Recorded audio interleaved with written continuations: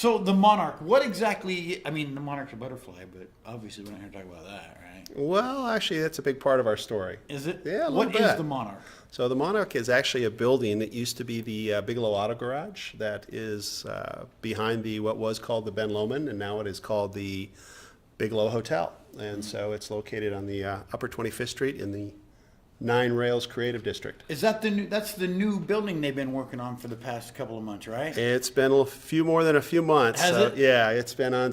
We actually started, I think, pulled permits in January of this Oh, year. wow. So we're almost on 10 months. I'm out of the loop Well, because it sat vacant for a long time. it sat vacant for well over a decade since I think we actually picked it up in 2011 is when we actually acquired it. But most of the building had been dilapidated and the roof had caved in on a lot of it and broken windows. And there was a couple of businesses just barely getting by. But after we bought the building, they ended up moving out. Thane, tell us what you're doing with the building, what the finished product is going to look like. Absolutely. So we are going to be a creative space. The Monarch is where we can connect, inspire, and then help people create.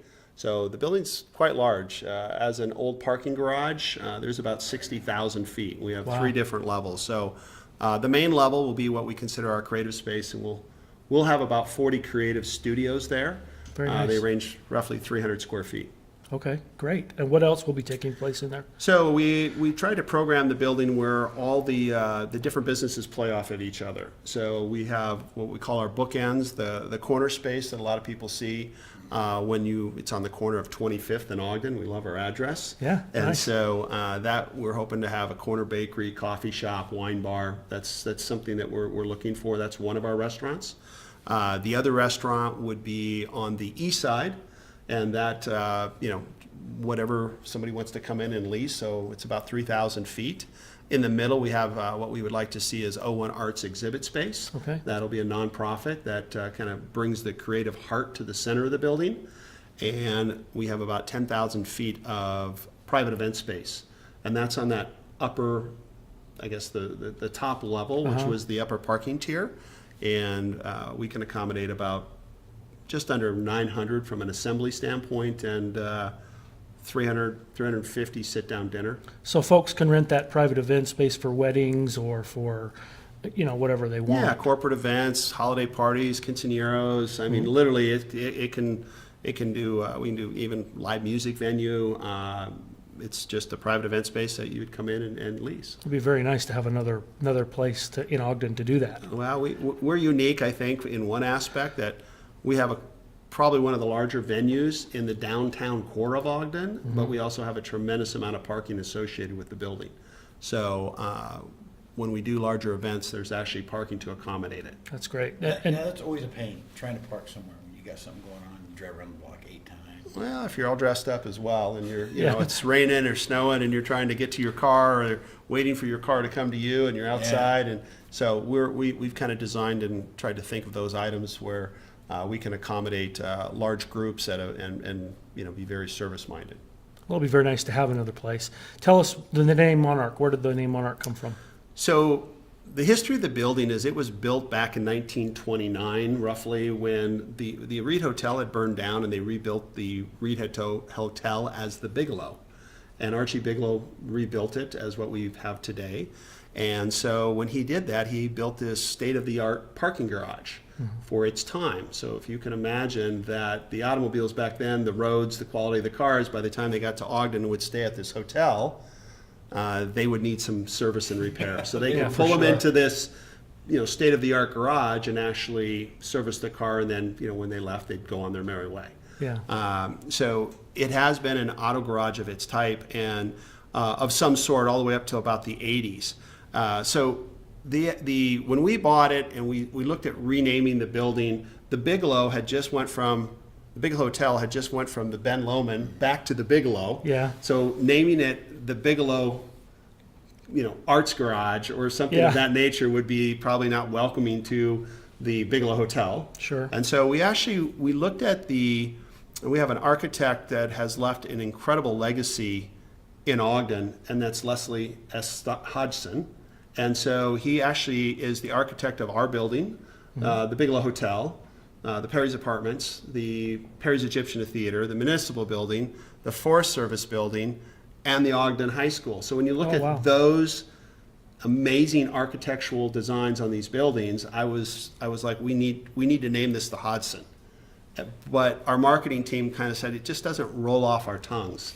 And for there's sure. a lot of discussion around, like, how do we actually market this? And so it was about that time where Weber State had approached us and said, we are looking to have a international artist come in and do a mural on the inside of our Kimball Arts building.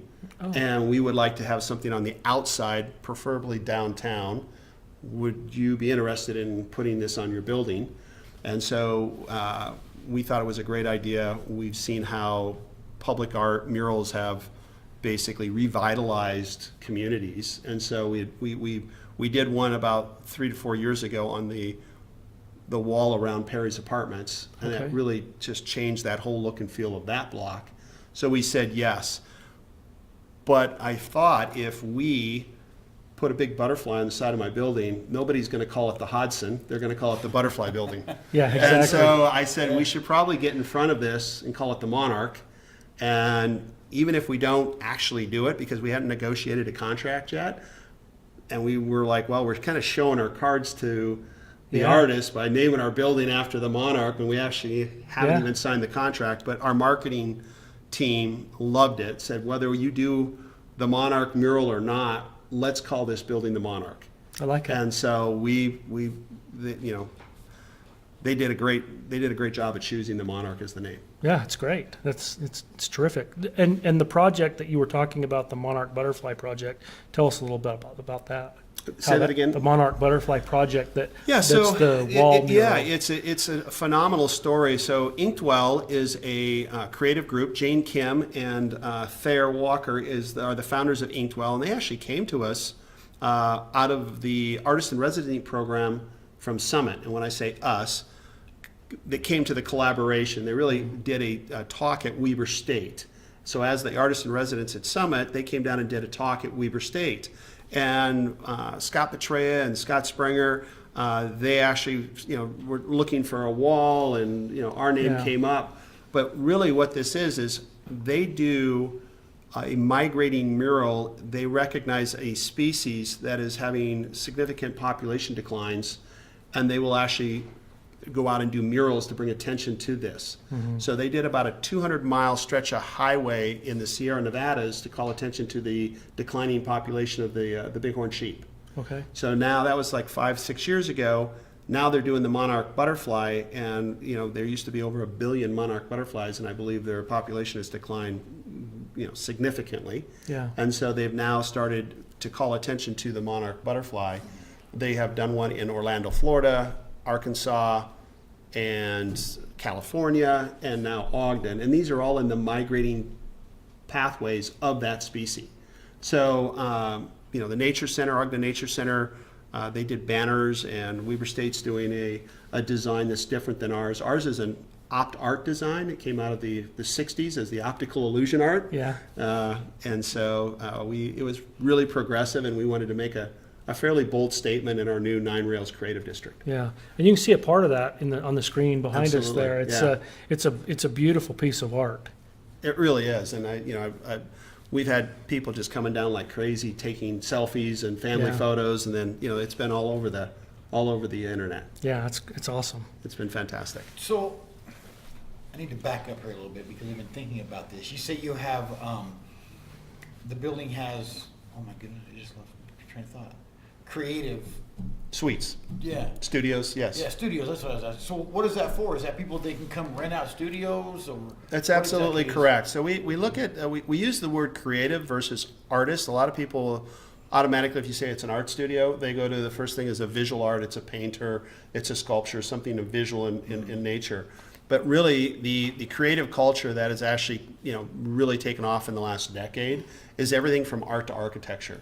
So, when we would actually rent a studio like this, I mean, someone could come in, this is a very, Channel 17 is a very creative studio, Yeah. and they're broadcasting, et cetera, so they're making something.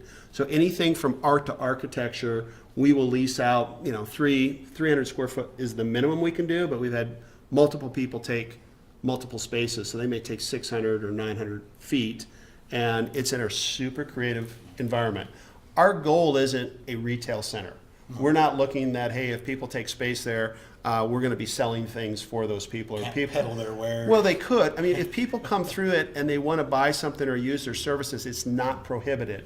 But really what we're looking to do is get a group of creative people together as a peer group and in a really, really cool environment and collaborate. And so we think that we can, they'll up their game just by taking their creative business out of their garage or out of their bedroom and moving it into an area that really, I think, inspires them to raise their game to a different level. I was just going to say that. So you could even say you're a musician and you want to have a place that you can record some of your music or something. You can't do it at home because your kids are running around screaming or whatever. You can go rent a little. That's something that we're looking at. I mean, obviously the building, I welcome you to come down. I'd love to show you through it. It has some unique design opportunities in it. One of the things is we did put the building on the historical register. So we're trying to keep we're not trying, we will keep. Yeah. We don't really have to, it's mandated, we have to do it. So we're not dropping the ceilings down. So, we'll have 10-foot walls, but we'll have a security mesh, but we won't actually drop a ceiling because we have these beautiful old barrel roofs. So there will be certain, I guess, creative businesses, from a music standpoint, we have to look at, can we have somebody in one studio rocking out and the other people trying to do, throw pottery? Yeah. That could be an issue. So A challenge. we're trying to balance that, but we do welcome, and we've actually, the building is set up so that we could accommodate a sound studio. Those are things we can absolutely do.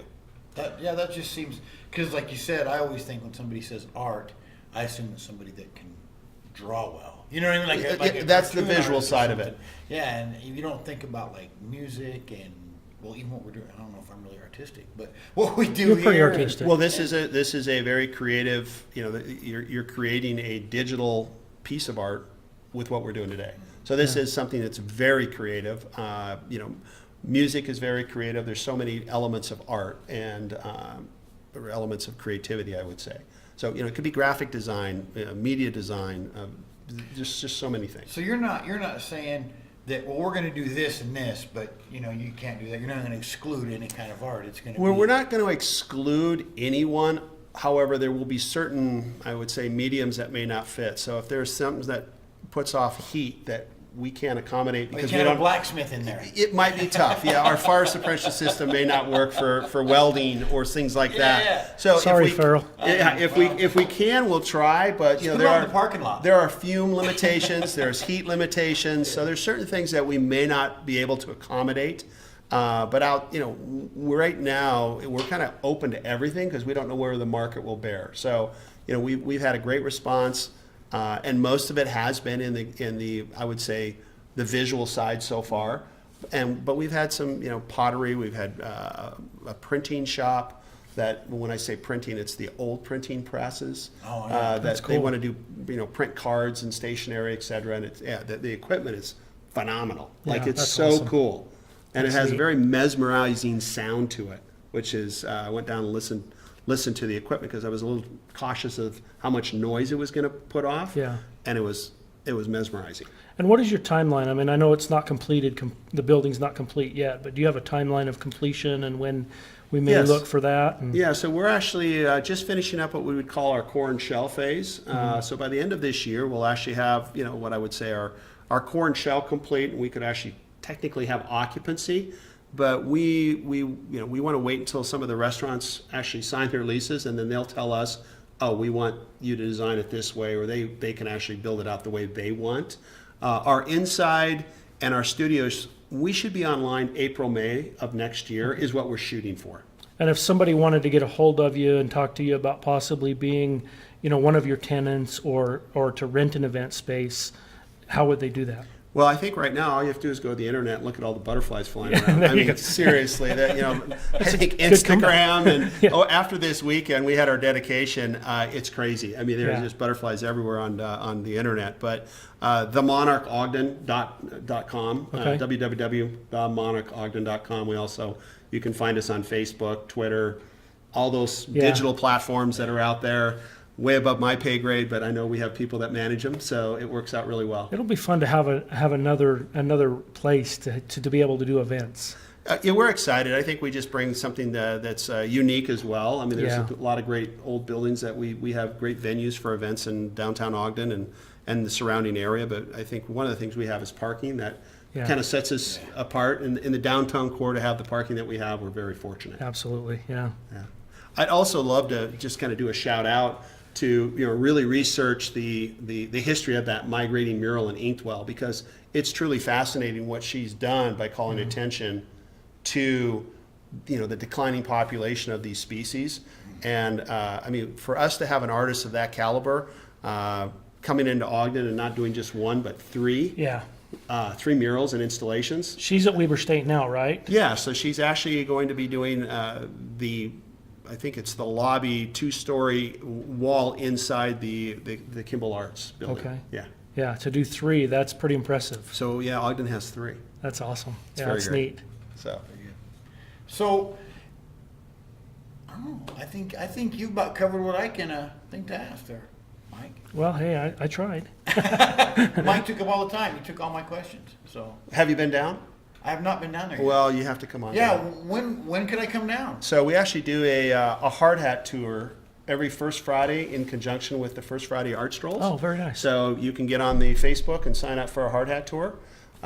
And you can also reach out, and if you have a group of 6 or more, we can figure out a way to do it at another time that's convenient. But literally about every other Friday, it's the first Friday, and then we skip a Friday, and then it's every other Friday we do a Hardhat Tour. You got to bring your own hard hat. No, we actually have the hard hats. Arno provides the hard I don't hats. think you need And I don't one. think it's Yeah, I actually. know. It's not really a request. They're if you're on a live construction site, we have vests and hard hats for everyone. And everybody needs a tool belt. We don't. Yeah, everybody needs one. We don't provide it. You can wear your own tool belts. No, don't do that because then someone will think you work there. No, That's make true. you put a window or something and you have no idea. Exactly. We Exactly. didn't have you do that. you want the window to stay. If I put it in, it wouldn't stay. Well, Yeah. our building has a lot of windows. Trust me, that was one of a lot of window panes. So what kind of difficulty, you say it's on the Register of Historic Places, what kind of difficulties or what kind of things do you have to do to make sure that it falls within the standards? It's something that we feel very strongly about. In fact, our company Fisher Reagan has done in the last 10 years. We've put, I want to say this is our 5th building we placed on the register, and we do about a building a year, and all our buildings are all historical in nature. And so we started out doing this business. I kind of fell into it, I should say, the lack of better words. We did the what was originally the Star Noodle Parlor. Now it's wow. Zuka's, and we restored the Dragon. And Oh, you guys did the Dragon. yeah. That's so cool. So we were, we went through a learning curve, but I've never done anything. I've never done ground up construction. So we've always just done historical redevelopment. So to me, this is kind of like, well, this is just what everybody does. So I don't look at it as, oh, these are these obstacles, but there's a fairly strict set of guidelines that's set out by the Secretary of Interiors that tell you this is what, this is if you restore it and you want to keep it on the register and take tax credits. These are the guidelines you follow. We have some great organizations that help you guide you through that. And windows and exterior openings are probably the most critical. So, for instance, we have, as an auto garage, we have just massive amounts of windows in our building, and so we're not allowed to take out those old window frames and throw them away and put in new ones that are more energy efficient. We have to basically restore the original frames and then put in the single pane glass. And so those are things. It's not energy efficient. It isn't, but that's that's the payoff, and it really does make a difference when we restore them back to what they, what they look like. It's pretty cool. And I asked that because there was a place, and I can't remember where we were at, and they like put a metal roof like on a hay barn or something. and it was on the National Register. And they said they were up there and they just put a bunch of Phillips head screws in there, and they told them, oh no, those have to come out. It's the time that building was built, there was no Phillips head screwdrivers. You're going to have to put in the Yeah, slot it's screws. if there's physical evidence that this is the way it was at that point in time, or when it was placed and accepted on the register, you have to stay pretty much within those guidelines, and build accordingly. No solar panels on the building then, huh? Well, actually, it's funny. We can put solar panels on. We've looked at trying to put solar panels on the building. The challenge is the structural integrity of the old barrel roofs. What I didn't know is that there was no insulation on those roofs. They were just old wood roofs with some weatherproofing on them, and the heat from the building would melt all of the snow. Okay. But we now have put 6 inches of insulation on top of our roof, so that snow load doesn't just melt off. So we had to have the roof engineered in order to handle that snow load, and by putting Fascinating. solar panels on, and again, a lot of this is way above my pay grade. Yeah. I'm the guy that goes, oh, it'd really be cool if we did creative spaces and restaurants, but we have phenomenal, Carbon Architects is our architectural firm. We work with R&O Construction, and they have engineers that they work with, and they basically come to us and say, this is what we can actually do. Obviously, Ogden City has their codes. Everything has to be met. Absolutely. Yeah. All right. Well, hey, thank you so much for coming down and talking to us about it. Very interesting, and I would love to come down and Absolutely. do a Hardhat tour. Love to have Mike love and to I'll have you, have to come Firo. down there. Yeah. We'll Thank come down you. on Friday. That'd be Thank you awesome. very much. Thanks, Thane. Appreciate it. Appreciate it. Thank you. you.